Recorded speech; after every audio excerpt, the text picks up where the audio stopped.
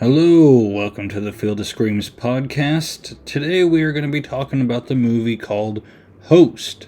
Host is a found footage film that was made in 2020. Of course, 2020 was a year everyone was on lockdown, so there's something unique about this movie. It takes place over a Zoom call. A basic synopsis for this film would be that 6 friends Zoom each other each week to keep in touch during the pandemic. And one day when they decide to Zoom, paranormal stuff or activity starts to happen. It has a pretty simple premise. The director, Rob Savage, he actually got the idea of while he was on a Zoom call, he decided to play a prank on his friends. The prank was that he was actually hearing stuff in his attic in his new house, and he was telling his friends about it, and they often had the joke that a serial killer was up there. So he decided to, during a Zoom call, he's like, well, I'm going to go check out what that noise is, and all of his friends were joking around. He was recording them, they didn't know. And he took his camera, he grabbed a knife, and he was pointing it upstairs in his attic. And then he took a clip from the movie Wreck. The one scene where the little boy in the attic kind of swipes at the camera. It's a big jump scare. He played that. And he did a good job splicing the footage from when he takes his camera going up to his attic to the shot of the boy swiping in the attic in the movie Wreck. All of his friends jumped. They were scared. And it actually turned into a little viral clip, a little viral video. After his video went viral, Rob decided to gather up with his friends, and he proposed to them to create this film to which they would be attacked by a paranormal force. And while they were discussing this film, they kind of explored different tools and techniques they can use in Zoom to create a scary atmosphere. All of the filming was done on cell phones taped to each person's laptop, and they acted out a Zoom call in this film. There was a lot of improv in this movie. Savage would sometimes message or private message an actor or actress telling them that he wanted them to get to a certain spot in a scene. They kind of left notes that way. Savage also had some of the actors or actresses pre-record some scenes. That way, during this Zoom call, if something weird or scary happened, the reactions would be really authentic. Online, it says it took them 12 weeks to make this film from when they created the film, the idea of the film, to the point to where the film ended up on Shudder. In an interview, Savage said that it actually took them 2 weeks to make the film itself, 1 week to shoot and 1 week for production. In the same interview, Savage said that whenever they pitched this movie, they labeled the movie as a Zoom horror movie. And he said he knew it sounded lame, but they were pretty confident in their little tricks that they found and some scenes they filmed in which they would persuade some producers to invest in this film. So, during this time, everyone's on lockdown, films were not being made. The restrictions to film a movie were way too tight. Everything was paused. There was nothing going. But this idea for a film, doing everything via Zoom or via online, allowed them to bypass all of those restrictions. In order for that to happen, Savage had to help the actors and actresses kind of produce their own effects when they were filming their scenes. He was sending them fishing wire via mail so that they could do a scene like if something fell off of a shelf. The actor or actress either had someone in their house or they were doing it themselves, and they were just doing little tricks like that to kind of create the illusion that a ghost or demon was in the room with them. Now that we've talked about how they made the film a little bit and a little bit of a background, I bet you're wondering, is this movie a good movie? It has a runtime of 57 minutes. It doesn't even make it an hour. How good could it possibly be? When I actually decided to watch this movie, I had a backup movie just in case, because when I saw the runtime, I was like, well, if it's not even an hour, it's probably not too great. I chose some other horror film as a safety backup, because, let's face it, when you get to the weekend and you want to end your night with a film or a movie, If it's a bad movie or if it's just a terrible movie, no one likes going to bed at night knowing, well, I just watched a terrible film. Night wasted. That was kind of how I felt when I watched the movie Lamageddon. I was kind of excited about the name of that film, but then once I started watching, I was like, oh man, wasted night. The nice thing about this film is the pacing is very good. I think this movie should be viewed more often, as movies don't need to be 2 hours to be really good films. This film does exactly what it needs to do. Hey, we have these characters, here they are as people. You got to know them. Oh, great. Okay, something scary is going to happen. We're going to get a nice little climax here, and boom, let's get out.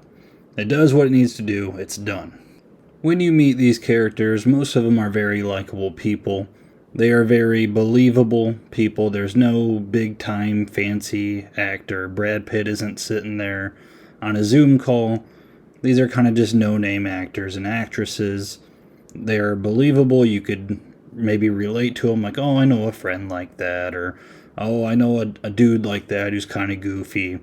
It's mostly a group of girls who are close friends, and then there's a guy named Teddy. And everyone likes Teddy. Teddy's the type of guy, he pops in late every single time. And when he does, you're just kind of like, oh, Teddy! And he'll pop in there, he'll say whatever he needs to say, he might have a drink on him. And then he gets out for some random reason, or he might just hop off without saying something. Everyone knows a Teddy. So the group of girls, they get on there, they mingle. Teddy pops in, he does his little thing. You realize who Teddy is, then Teddy pops out, of course. And then the group of girls decide to do a seance through the Zoom call. Most of the girls take the seance seriously. There's I don't know what you call it, an expert on seances. A lady pops in there who does this all the time. She does a little ritual. And then a girl named Gemma decides to pull shenanigans and grab her neck like she's being choked. And she says that a guy named Jack is in the room who committed suicide in high school. And the lady who does the seance, like, she gets off the Zoom call for some reason. It gets interrupted. All the girls are freaking out. And then Gemma starts laughing and was like, you guys, it was a joke. I immediately disliked Gemma at this point of the film. I'm the type of person, I'm superstitious. I don't mess around with Ouija boards or do seances. I don't do that stuff.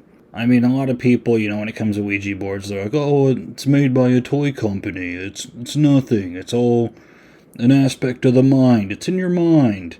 But I mean, the way I look at it, best case scenario, nothing happens, and someone's actually moving around the board, or someone's playing tricks like Gemma. Worst case scenario, you're haunted by a demon. In what case are you winning? I'm just not a fan of it. I don't do it. I stay out of it. I don't care if it's at a party with all my friends, I'll leave. I'm just not participating in that stuff. So then when Gemma does this, all the girls are mad, understandably so. I mean, even if you don't believe in the evil spirit side of it, you do have a lady who's like a professional seancer, whatever you want to call that. I mean, that's kind of disrespectful to do that to her, if anything. If there's a reason to get mad at all, I mean, you're being dumb here. We're trying to do something cool, and you're ruining it, Gemma. And she does ruin it. I mean, she causes this evil demon to attack all of them. So, thanks, Gemma. The rest of this film is just the girls one by one getting haunted and eventually killed. I mean, hopefully if you've seen this, if you're listening to it. If you haven't seen it, I still suggest watching it, even though I kind of spoiled it. But man, it's a great movie. It is fantastic for just what it is. There's heavy inspiration from Unfriended, Paranormal Activity, Blair Witch Project. The scenes are very suspenseful.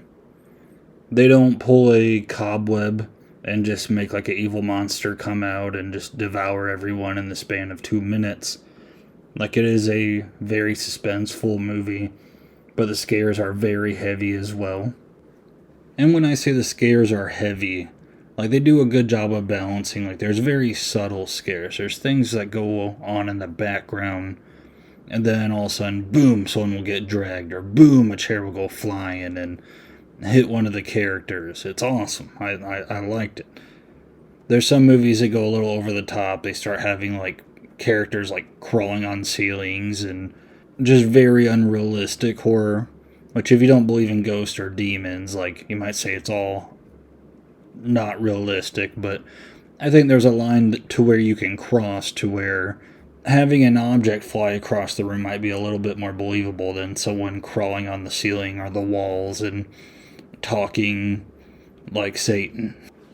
There's one scare that I think is above all the rest. It's because during the scene, there's a character who's like going around their house and things are happening, but you're like, oh, they might still live. I don't know. And they like turn a corner real sharply, and you're kind of like, oh, and then nothing happens. And then they turn a corner sharply again, and nothing happens. And then like finally they reach this point. I think it's on the stairs, and like something happens, but it's not that big. And you're like, all right, that was the payoff. And then all of a sudden a huge payoff happens. And I was watching this with a friend who jumps pretty easy at scary movies, and when this scene happened, he about fell off the couch.